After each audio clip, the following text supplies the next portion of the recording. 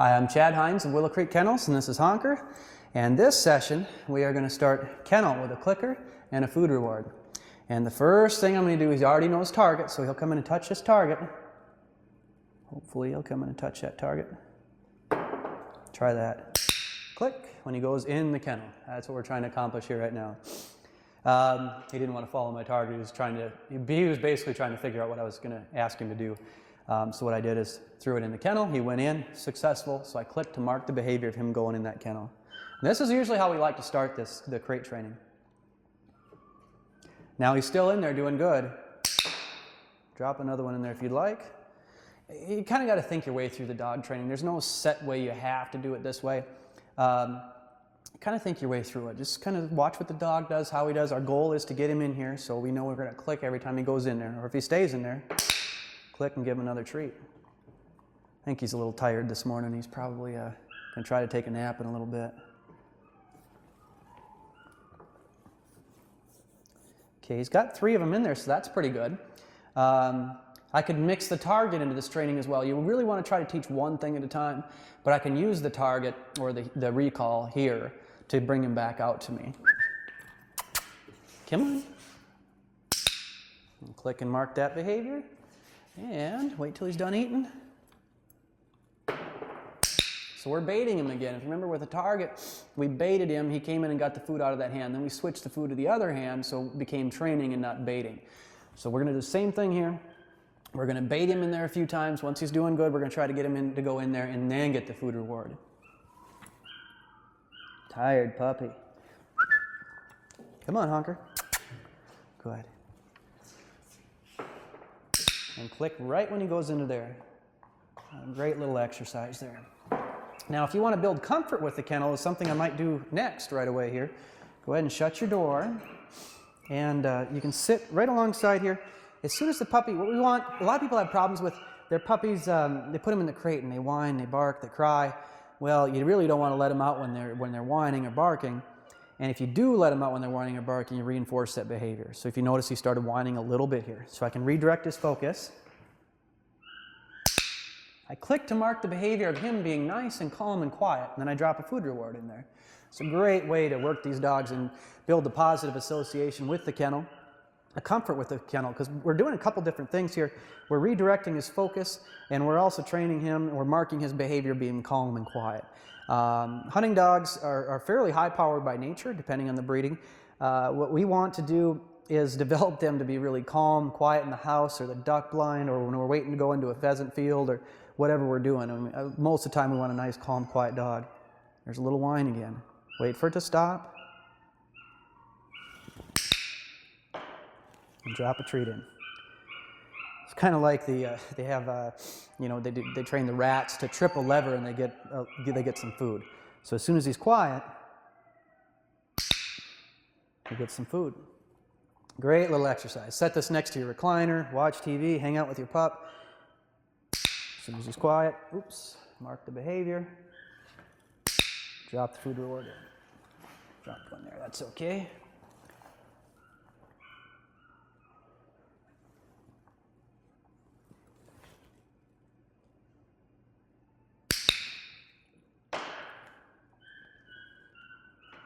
You got to remember too, puppies, when you first get them, they're 7 weeks old, usually 49 days.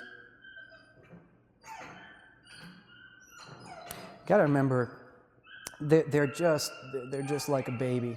They don't want to be alone. They don't want to be left alone. If you put them in a crate and leave them in the garage and they start crying and screaming, you're really doing probably more harm than good. We want to develop a bold, confident, mentally stable animal. And to do that, we don't want any aversive type of training. We don't want a lot of pressure. We don't want to develop a scared animal that's scared to be in a crate by himself. We got a little whine in here. We'll wait till it stops again. Even for a second at first is fine. Then you start building off of that. 2 seconds, 3 seconds, 4 seconds.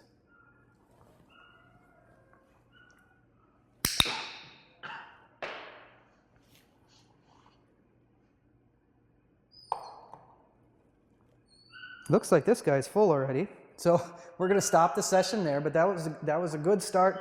We've got him going into the kennel. We've started to get him comfortable with the kennel. As soon as he's quiet, we click and mark the behavior.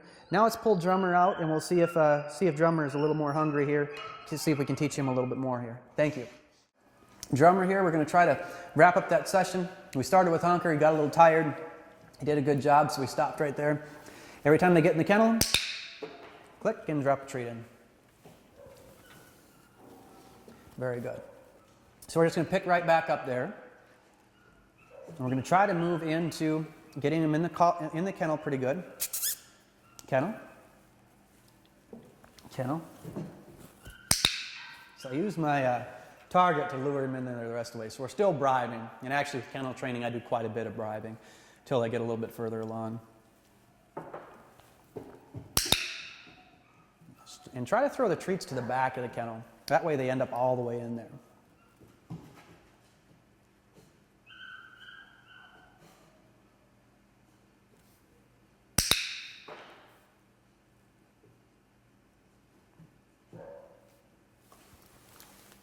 In the back of the kennel there, buddy.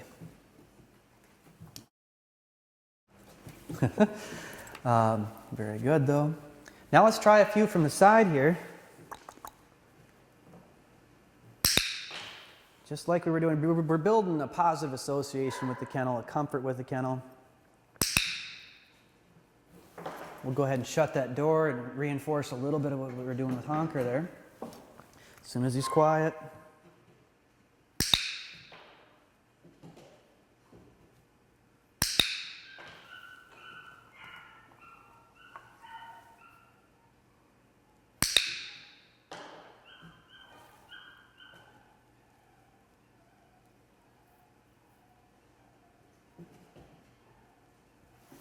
Just give him a second to kind of check things out. As soon as he's quiet. Good.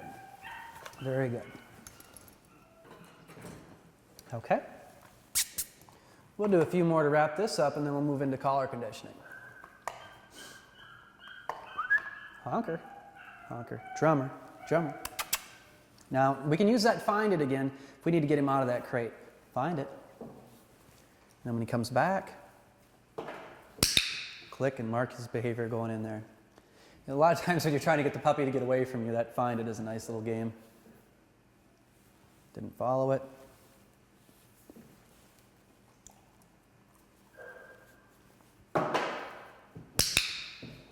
Yeah, with kennel training, really, I prefer bribing. Most training, you don't want to bribe. As soon as you can get out of it would be good. But what we're going to do here in a little bit is collar condition him. He's doing a great job here, so let's go ahead and keep bribing for a little bit. Now I'm going to do a couple more. Find it.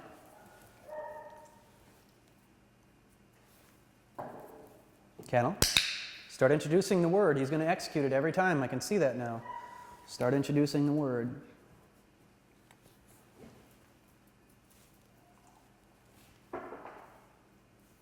Kennel.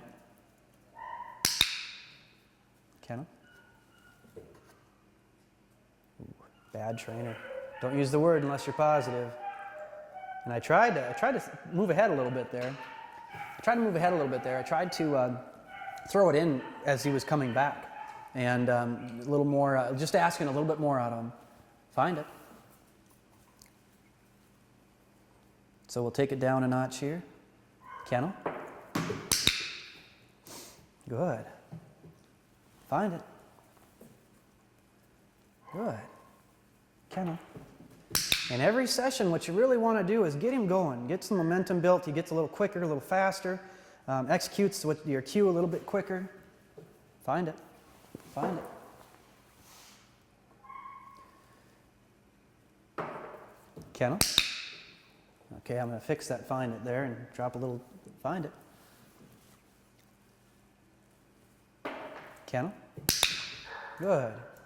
Very good. And that's about how you want to wrap up a session. Just a couple more here. Find it. Kennel. Good.